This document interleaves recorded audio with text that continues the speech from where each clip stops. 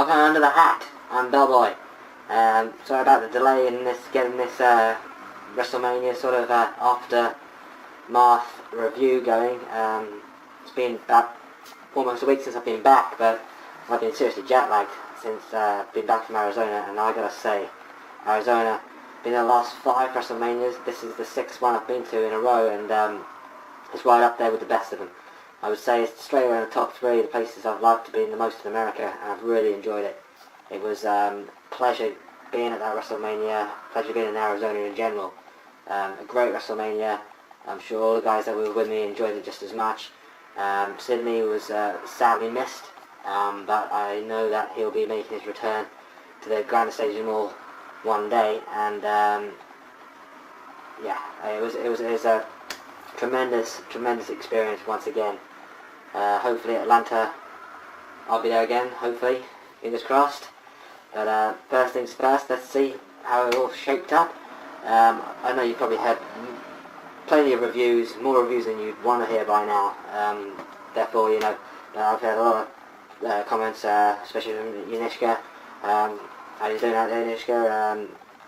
Basically, when I'm going to do the review for the WrestleMania, just say my experience, and here it is. So I'll just give you a quick run over what happened. I know you all know what happened now, but the main points. I suppose there was the Money in the Bank match was a bit of a big ladder match, really, one of a 10-man ladder match, which was probably the biggest ladder match I've ever seen at WrestleMania, and wasn't the strongest of ladder matches, I would say. It wasn't the best Money in the Bank, definitely not. But then again, Jack Swagger, you know, took a long time to get that briefcase down, but he got it down eventually. And funnily enough, I was fortunate enough to meet Jack Swagger on the way home from the airport in Phoenix. I got a photograph with one of my friends with the Money in the Bank briefcase, and he was on his way to Vegas where they were doing a SmackDown taping, and he cashed it in that night, so that was quite monumental, to say the very least. I couldn't believe that actually we got that lucky to meet Jack Swagger with the Money in the Bank briefcase. That's great memories right there. But yeah, he won a Money in the Bank. Bret Hart, Mr. McMahon, a lot of people that I've spoken to says this is probably a bit of a letdown of a match, but I don't think really, to be honest, I didn't expect much more. I think they had to get this sort of angle where McMahon was going to get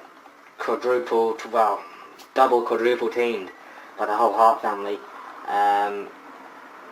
just to make it look realistic that he didn't have to take it to Bret, because Bret can't take any bumps, and we all know that. And it's a shame really that it wasn't a better match, but I think everyone just wanted to see a sharpshooter at the end, which we did see, and I definitely believe that was Bret Hart's last match in the WWE. But monumental, to say the very least, once again. The 2 title matches were actually quite good. I thought Cena and Batista was a great match.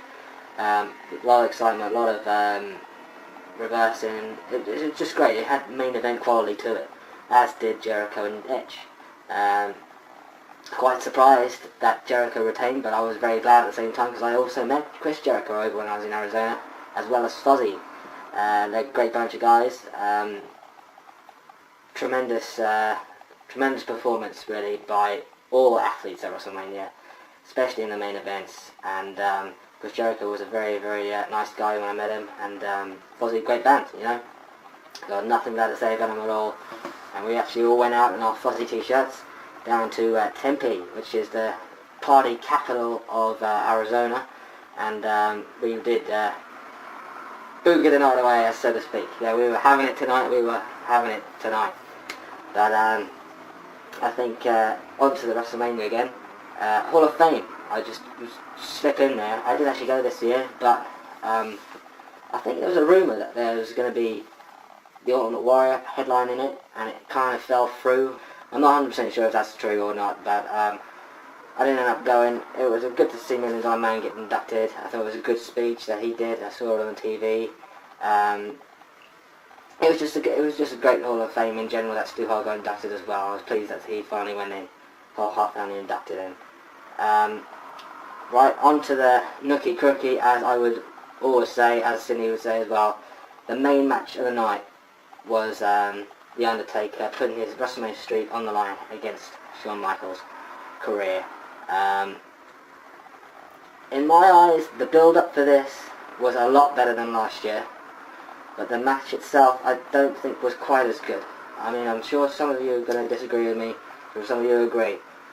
Very good match, extremely good match once again. 3 tombstones, one on the floor, one on a kick out in the ring once again, and the other one put him away, which was an absolutely thunderous tombstone. Haven't seen one like that in years. I think the only other one I've seen on that is the late great Owen Hart.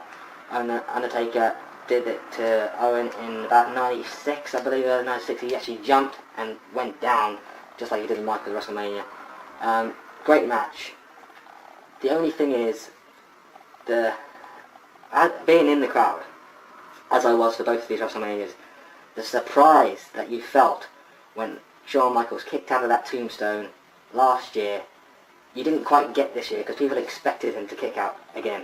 People expected him to kick out when he crossed the arms and stuck out the tongue, rolled back the eyes. You did expect him to kick out. So, well, they cheered it, they loved it, but they didn't expect it last year, and this year they did. And I think that's what gave the edge last year, was the unexpectancy of what was going to happen. This year they kind of expected it. And that's why I was always saying, I've said to many people, they should have made some sort of angle or in the match where Shawn Michaels hit it with the sweet chin music near the ropes. Undertaker was very close to the ropes. 1, 2, Undertaker gets his foot on the rope. The ref doesn't see this. Goes down for the 3. Rings the bell. Michael's music starts playing just to see the reaction of the fans and the Undertaker's face, everyone's expressions, to see what would happen if the streak did actually end. Because probably not going to actually see this streak end now that Michaels hasn't done it. So I'm thinking, had there been a perfect opportunity to see the streak end, see what would happen if the streak did end. The referee would run down, another referee show him on the screen what would happen. Undertaker's foot was on the rope, restart the match, and then Taker wins it.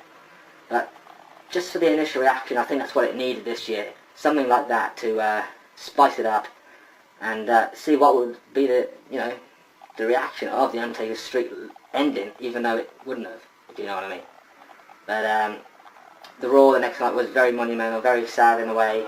I like it how HBK said he's going to go out the way he came in, and said, ladies and gentlemen, Heartbreak Kid Shawn Michaels has left the building, and I think that's fitting, and I really do believe he has left the building, so to speak. I don't think he'll, like he said, he's going to do his very most utmost not to wrestle again. I do believe him. I think he's content with his career, with his life.